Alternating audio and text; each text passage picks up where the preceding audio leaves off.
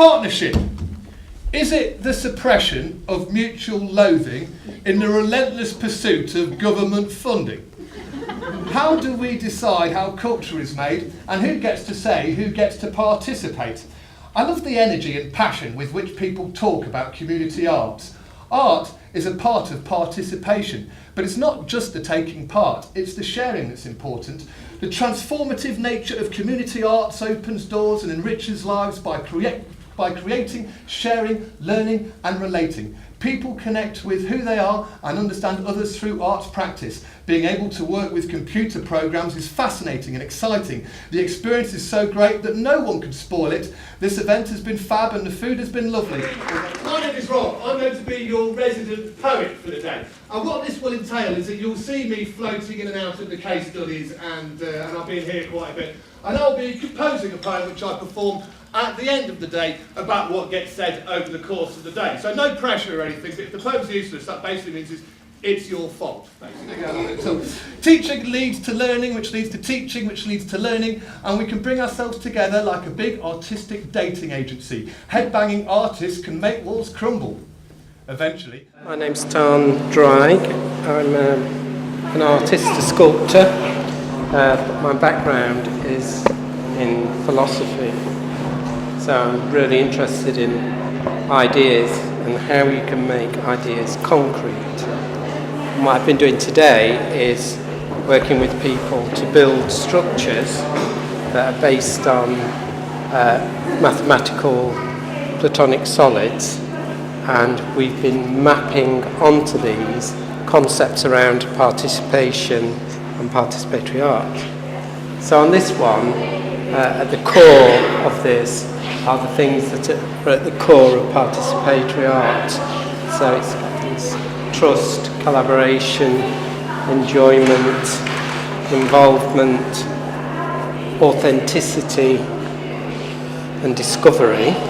And on the outside of it will go all the outcomes from those things. And those outcomes could be emotional, physical, or intellectual.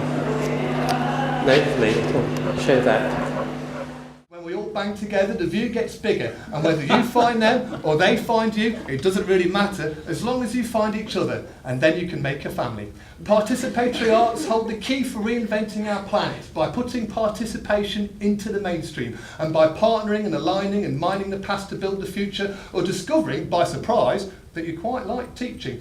My name's Miles Harrison, and I was invited by the EMPAF partnership to come and work with the group today to lead a couple of sessions to facilitate them. But it's just my job to sort of get people to talk, and I hope and think I did that. Okay. So if we start and demonstrate, you start. Friends. Robust thinking. 3. Friends. Robust thinking. 3. Friends. Robust thinking. 3. Okay, off you go. Expertise. Enriching. Resources. Expertise. Enriching. Resources. Fantastic. Idea. Sharing. Time consuming. Idea, sharing, time consuming. Idea. Discovery. Yes, I do. I think these sort of things always are beneficial and helps overcome isolation, where you think, oh, hang on a second, it's just me that's experiencing this sort of problem. But also sharing good ideas and people going away thinking, all right, yeah, I can see that. I can see why other people do it differently. Well, I'm Brian Abbott. I'm half of Parabola, which is a company that does large-scale community plays and community events. One tends to find in these sort of circumstances and these areas that you plough your own furrow and very rarely meet what could ostensibly be your rivals, so to speak. So it's been great speaking to other people and finding out that there are shared artistic problems, artistic solutions and shared approaches. It's great. It suddenly makes you think, yeah, I'm part of a big band of community artists, enablers and groups. The key is community strategy. So the community and voluntary sector would need to be involved. The Baring Foundation is a small independent foundation. We started off in 1969, and over that period we've given £100 million. All of the funding goes to improve the quality of life of people suffering discrimination or disadvantage.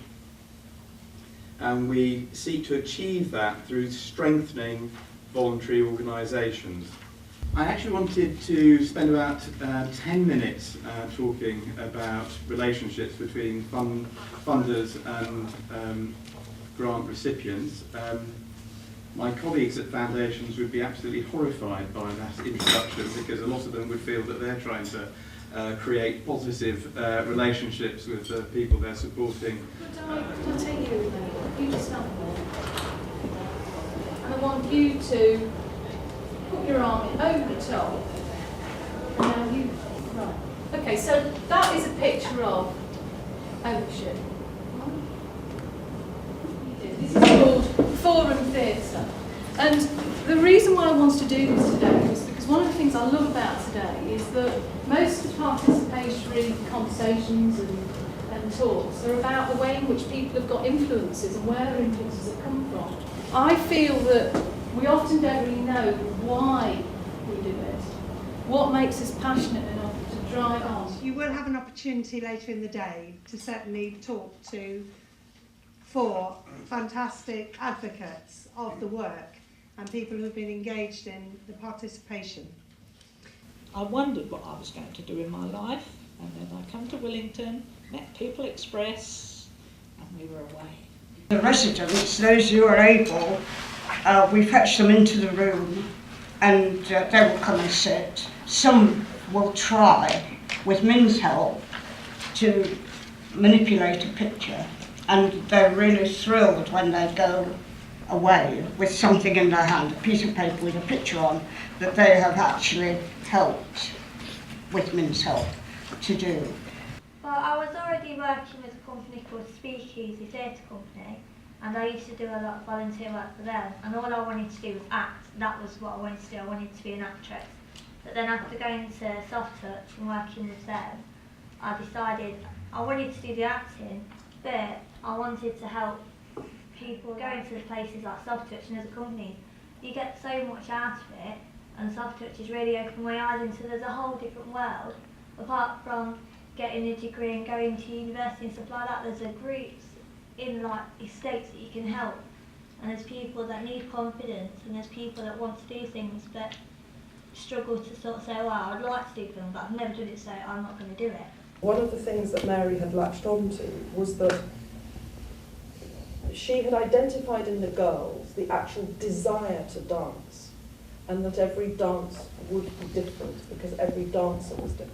But it was the impulse and the joy to dance that, in a sense, was the essential ingredient in how things were passed on.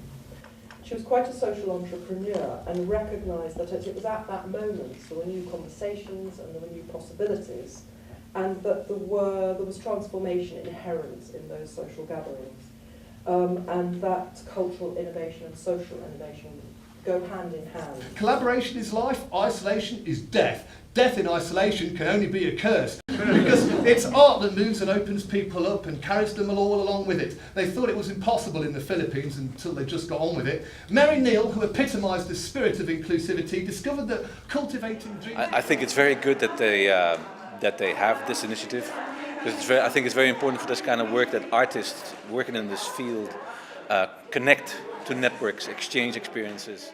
It's been a fantastic opportunity to bring people together from across the country who are involved in participatory and community arts. In a very difficult situation where participatory art was indistinguishable from the politics of progression, because they knew transformation is inherent in any social gathering, even if it's Morris dancing. We already have the passion, and with the partnership comes empowerment. Culture is something that is made from our participation in it.